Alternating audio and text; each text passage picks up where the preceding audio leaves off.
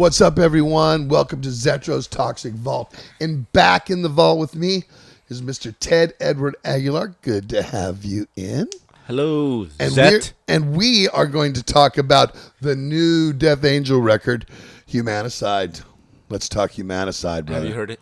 I haven't heard it yet because We're on the same label. And they my haven't sent record you? label has not sent me. Thanks, guys. Thanks, Nuclear Blast. Can you believe? Can I get it? Can you send it to me later digitally or something? I could. Great. Then I'll be able to talk about it much more. And in fact, Walter and I will review it once I get it. So, All right. I guess maybe when you haven't done a record in 5 years, your record label forgets about you a little bit. And I'm not even getting new material too. So, but I'm still out there. I'm still here. So anyway, let's talk this new fucking Death Angel. I love the title. I love Humanicide. Thanks. Where'd you guys do it at? Jason Sukoff out in Florida. It's our, fourth album with this lineup. Same producer, same studio. So, and you guys use right. It's why fix it, right? Yeah. It ain't broken, right? Yeah, I mean, working with Jason's great. Started with Relentless, and dude, it's hard to explain. I mean, everyone has their own take on working with him. It just feels comfortable. And that dude, Jason, incredible ear, incredible guitar player, ear. He could actually sing, and he's just a great all-around producer. That's awesome. Him and Rob work really well together. That's great. When the members can work well with the producer. Oh, yeah. I know since Temple of the Dam, we've worked with Andy Sneap forever. Yeah. And Andy is just... Actually, Jack tracks the records now. Jack Gibson tracks them. But working with Andy is that we're comfortable with that. We know what we're going to get in our mix, and we know how it works. So I understand that, and it's very important, don't you think? I mean, it is, especially when you don't have to worry about walking on eggshells with producers or tiptoeing. Like, you could be straight honest with each other.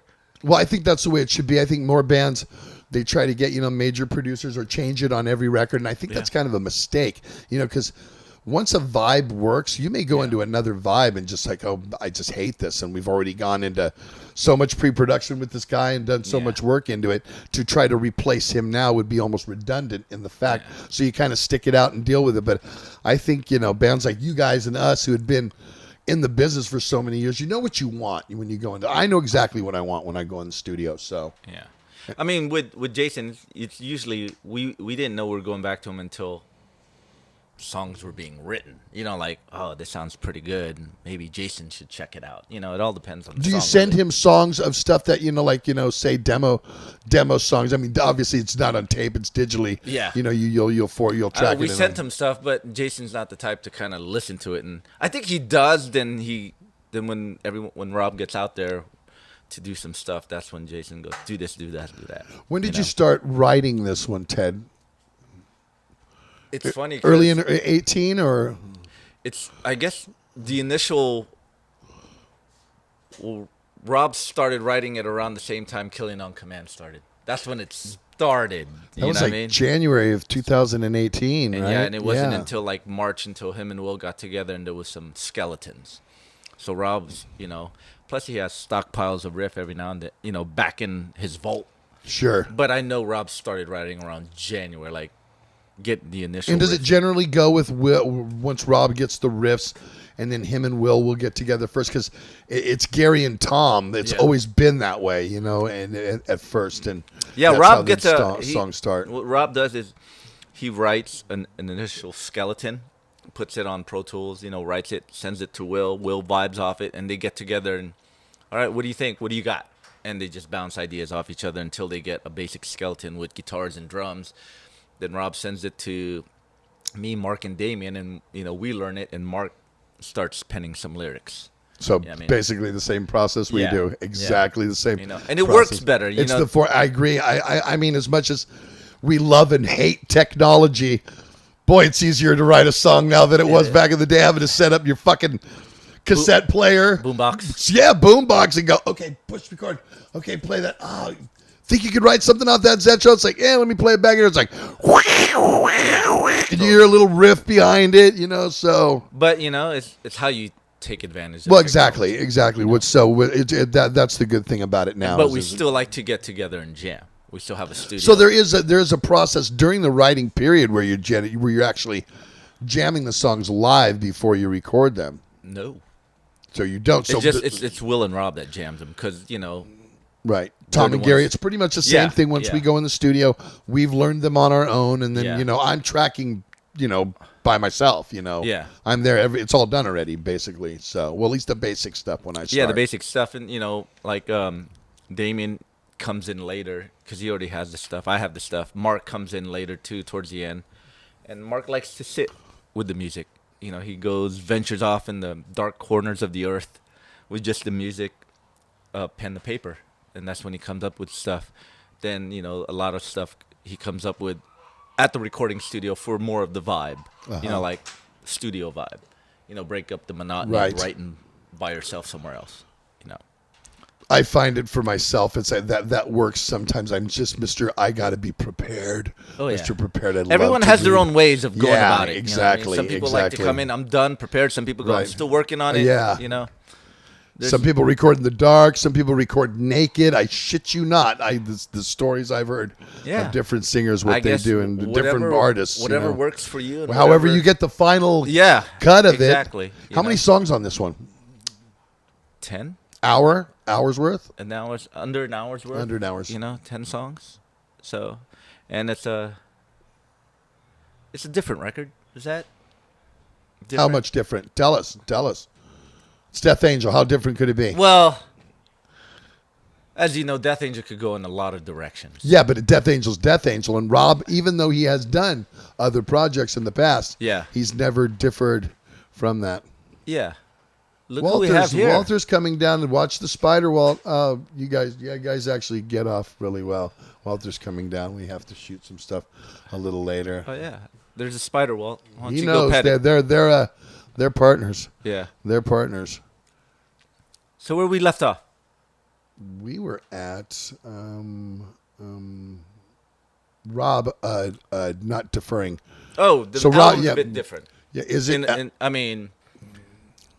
On this record, being that this lineup's been together, 10 years, 4 albums? Yeah, that's a solid time for a lineup to be the songs, you could hear everyone's personality much more on this record. You could hear look at here, you could hear Will's style, you could hear Damien's really, you could hear him really well. And the way Mark's singing better than ever, you know what I mean? They're doing different melodies. I agree with that. I think everybody's playing. When we were out with you every night, 17 in a row in December, I was just like, you guys do not miss a lick. Do not. I think you're very tight on stage. Everybody's well-versed in knowing their craft and what they do, and just a total machine, I felt. Thanks, Ed. Mark sings so well. Also Gator?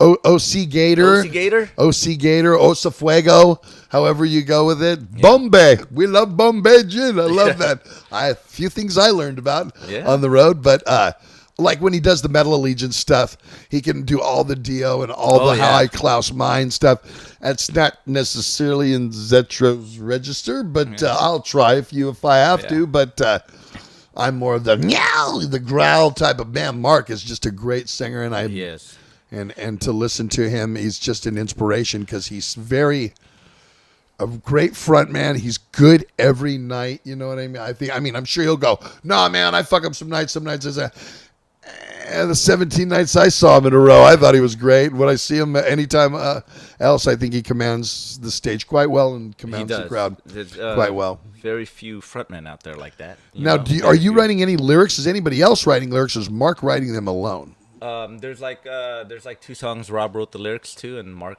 pretty much wrote the rest. Yeah, pretty much wrote the rest. And getting back to the way this album sounds, with this album, Humanicide, everyone was on the same page musically. We were able to explore territories we haven't gone, and we were able to revisit territories we haven't visited in a while. Yeah. So we were like stepping into new grounds, like, whoa, what's this? Let's check it out. Okay, is this a heavy record? Well, with a Death Angel record, it's always going to be heavy, but I'm not going to try to sell you on anything. I just want you to listen to it. Okay. Well, I'm glad you're going to send it to me because Nuclear Blast. I'm not on that. I didn't get on that chain yet. Okay. So I guess when I get a new record out, I might get back on that chain again. But definitely want to hear it. So hey, man, thanks for coming in. Thank Once you for again, having us. talking Humanicide. You got it. Tell everybody when it comes out because it's coming out soon. May 31st, it comes out. Nuclear Blast, and it's And talk funny. about when you're going on the road next. Tell everything. Let us know. Check this out. The day it comes out, we're in flight to Europe.